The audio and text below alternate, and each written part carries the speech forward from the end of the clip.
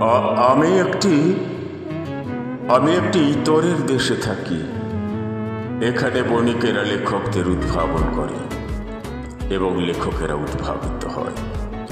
আমি একটি ইতরের দেশে থাকি, যে দেশের বুদ্ধিজীবী অধ্যুষিত সরকার শীতের ইথারের মধ্যে গরিব মানুষদের ঘর ভেঙে দেয়।